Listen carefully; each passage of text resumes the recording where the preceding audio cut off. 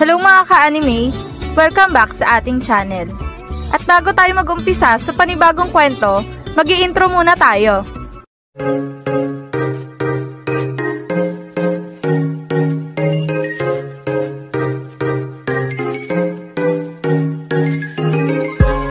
Bago natin simulan ang panibagong kwento ng International League, gusto ko lang sanang humingi ng pabor sa inyo na sana tulungan niyo akong i-boost ang video na to. Sa simpleng pag-share lang ng ating video ay napakalaking tulong na nito sa akin. At gusto ko lang ipaalala sa inyo na paulit-ulit na ang kwentong ito ay isang fan-made lamang na nabasa ko lang sa isang site at hindi ito kasama sa totoong kwento ng Slam Dunk. Ngayon, kung nagustuhan niyo ang ganitong kwento, please pa-like ng ating video at pa-follow na din sa ating Facebook page na Tagalog Anime Manga. Tara, umpisahan na natin ang chapter 176 na International League. Natapos na nga ang timeout na hiningi nitong si Coach Ansai. Kaya naman, nagsimula na ulit ang laban sa pagitan ng Shouko at Dream Team. Habang itong si Ryota ay agad na sinugod ang depensa nitong si Jade. Subalit, agad din namang nakuha ni Jade itong bola kay Ryota. At nang gagawa na sana ng putos itong Dream Team, mabilis din namang natapik ni Hanamichi ang bolang ipapasa sana ni Jintoki kay Todori. Kaya naman, tumilapon ang bola papalabas ng court. At napagdesisyon na ng referee na mapunta sa Dream Team ang bola. Dahil na nga, ang huling nakatapik nito ay si Hanamichi. Habang itong mamanonood ay napansin itong si Ryota. Tignan niyo may number 7 ng Shouko. Masyado siyang mahina kung ikukumpara kay Jade. Tama ka nga kaibigan, wala talagang laban ng bansot na yan sa best point guard na si Jade. Yan ang usapan ng mamanonood. Habang itong si Hanamichi naman ay agad na nilapitan itong si Ryota. Anong nangyayari sa'yo, kulot? Bakit parang napapabayaan mo ata ang pagiging point guard mo? Yan ang pagtatanong na sabi ni Hanamichi.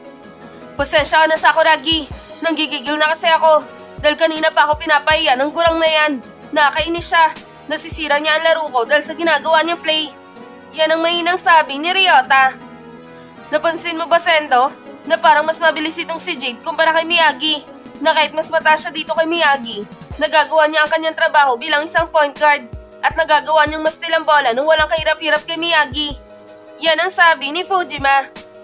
Tama ka nga, Fujima. Dapat ang gawin ni Miyagi ay makontrol niya ang kanyang emosyon dahil yun talaga nagpapabigat sa kanyang laro at yun ang nagiging dahilan kung bakit nawawala ito sa focus sa paglalaro niya ngayon. Yan naman ang sabi ni Sendo at itong coach ng Dream Team ay napangiti sa kanyang sarili dahil na nga sa napansin din ito na nasisira na ng tuluyan ang laro ng Shouko.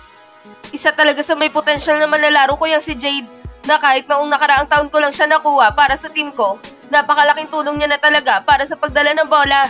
Kaya naman, sobrang swerte ko talaga sa batang yan. Kahit naman sino sa aking mamanlalaro ay wala naman talagang tapon dahil lahat sila ay may improvement sa paglalaro. Yan ang nakangiting sabi ng coach ng Dream Team.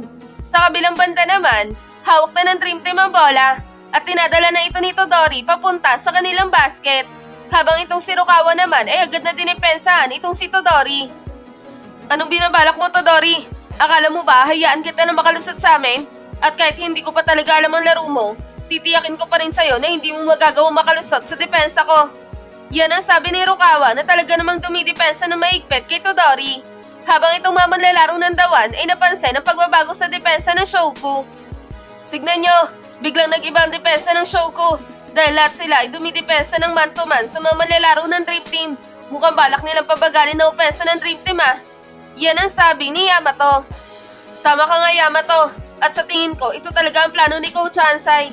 Dahil sa hindi nila magawang mapigilan ang opensa ng Dream Team, kaya naman, ang naiisip nilang plano ay pabagalin na lang ito upang kahit papaano ay hindi sila mahirapan sa paghabol dito. Yan naman ang sabi ni Kenji. Sa kabilang banda naman, mabalik na tayo ulit sa laro. At dito ay biglang inatake ni Todori ang kanang depensa ni Rukawa. Sabay isang napakabilis na double crossover pakaliwa na labis na ikinagulat nitong si Rukawa. Dahil na nga sa hindi nito inaasahan na sobrang bilis palang gumalaw nitong si Todori. Kaya naman, nagawa siya nitong maiwanan ng bahagya. Napakabilis ng crossover niya. Hindi ko man lang siya nagawang masundan. Nakakainis, naiwanan niya ako. Pero hindi kita hayaan na makalayo sa akin agad. Kaya naman, humanda ka dahil pipigilan pa rin kita.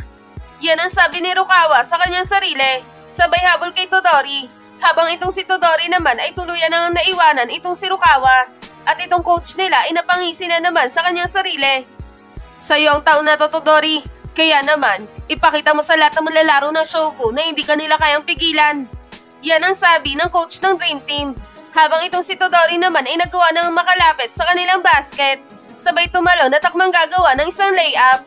Ngunit, itong si Hanamichi ay hindi rin naman papayag na makapuntos ng ganun lamang kadali ang mga malalaro ng Dream Team. Kaya naman, sinabayan ni Hanamichi itong si Todori sa binabalak nitong layup. Hindi ka makakagawa ng puntos dito sa ilalim ng basket.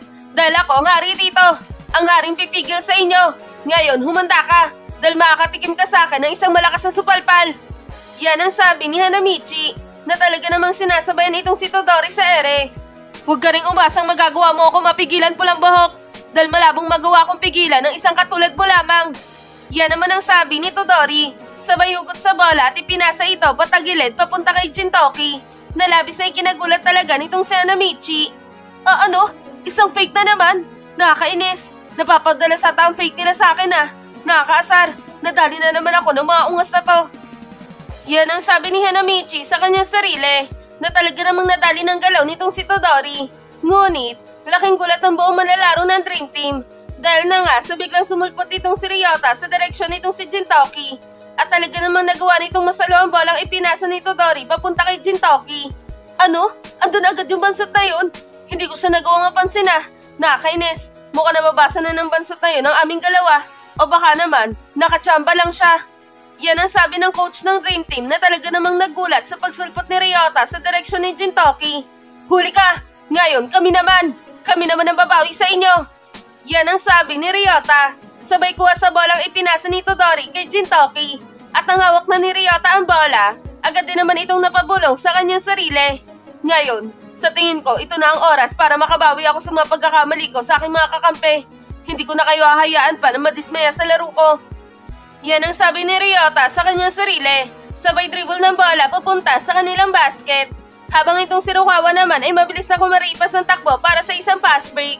Miyagi! Ipasa mo na dali! Ako na ang bahala sa posisyon na ito! Yan ang sigaw ni Rukawa na naging dahilan para mapangiti itong si Ryota. Humanda na kay Dream Team dahil hindi mahina ang isang katulad ko. Ngayon, ipapakita ko sa inyo kung paano ko kayo papabagsakin. Yan ang sabi ni Ryota sa kanyang sarili. Sabay bato ng sobrang bilis ng bola papunta kay Rukawa. Habang itong mga manonood ay talaga namang napatayo sa kanilang kinauupuan. Dahil na nga sa sobrang intensong laban ng magkabilang kupunan. Patay! Mukha na baliktad na ang laban ah. Nagawang mabawi ng Shouko ang bola mula sa Dream Team. Yari na kay Dream Team dahil hindi nyo na magagawa pang mahabol ang mga manlalaro ng Shouko. Nagkakamali ka dyan kaibigan dahil malabong makapuntos yung Shouko dahil nakakahabol ng Dream Team sa kanila. Yan ang usapan ng mga manonood na talaga namang napatayo na sa kanilang kinauupuan. Habang itong mga tropa ng Shouko ay todo ang sigawan at chinicheer nila itong mga manlalaro ng Shouko. Sige Shouko! Kaya niyo yan! Rukawa! Huwag ka magpapapigil sa mga manlalaro ng Dream Team! Ipakita mo sa kanila ang galawan ng tunay na ace player! Yan ang sigaw ni Takamiya. Rukawa! May umaabol sa likod mo! Mag-iingat ka! Huwag mong hayaan mapigilan ka niya! Yan naman ang sabi ni Nomo. Ayan na! Sino kaya mananalo sa kanila?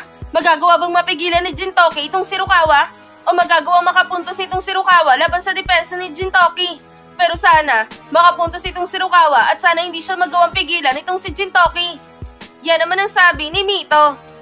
Ang bilis din makabawi nitong si Jintoki sa depensa. Nagawa niya agad mahabol itong si Rukawa. Mukhang magiging dehado itong si Rukawa kapag pinilit niyang pumuntos sa ganyang lagay niya. Dapat i-reset niya na lang ang bola kaysa mapigilan siya nitong si Jintoki. Yan ang sabi ni Zeto na talaga namang nag-aalala para kay Rukawa. Malabong itigil ni Rukawa yan, coach. Dahil masyadong ma-pride ang lalaking yan. At alam naman natin na sa ganyang sitwasyon, hindi talaga siya magpapaawat at ibibigay niya talaga ang lahat para lamang hindi siya masabihan na mahina ng kanyang kalaban. Pero sang-ayon ako sa iyo, coach. Siguradong mapapahiya itong si Rukawa pag nagsabayan na sila sa ere. Yan naman ang sabi ni Yamato. Habang itong si Rukawa naman ay patuloy lang sa pag-dribble ng bola papunta sa kanilang basket. At itong si Jintoki naman ay patuloy lang rin sa paghabol kay Rukawa. At nagagawa niya na nga itong masabayan sa pagtakbo. Nang biglang tumalo na mataas itong si Rukawa. Sabayak mang gagawa na nga ng isang slam dunk. Habang itong si Jintoki naman ay agad ding tumalo ng mataas. At sinabayan itong binabalak ng slam dunk ni Rukawa. Hindi ka makakapuntos dito, Rukawa. Hindi ka namin nahayaan na makagawa ng punto sa posisyon na ito. At diba, ikaw ang ace player ng Shouko. Ngayon, papatikimin kita. Ipapakita ko sa'yo kung paano masupalpal ng isang katulad ko. Yan ang sabi ni Jintoki na talaga namang malapit na ang kamay sa bolang hawak nitong si Rukawa. Ano? Ang bilis na lalaking to. Nagawa niya pa ako mahabol. Nakakainis. Delikado ako sa kalagayan ko na to. Wala na ako mapapasahan pa. Siguradong putata ang aabutin ko sa lalaking ito. Yan naman ang sabi ni Rukawa na naging dahilan upang tuluyan na nga siyang masupalpal ng malakas nitong si Jintoki. At ang bolang nasupalpal ni Jintoki ay tumama sa ring ng Shouku at tumalbog ito paitaas. At dito na nagtatapos ang Chapter 176 ng International League.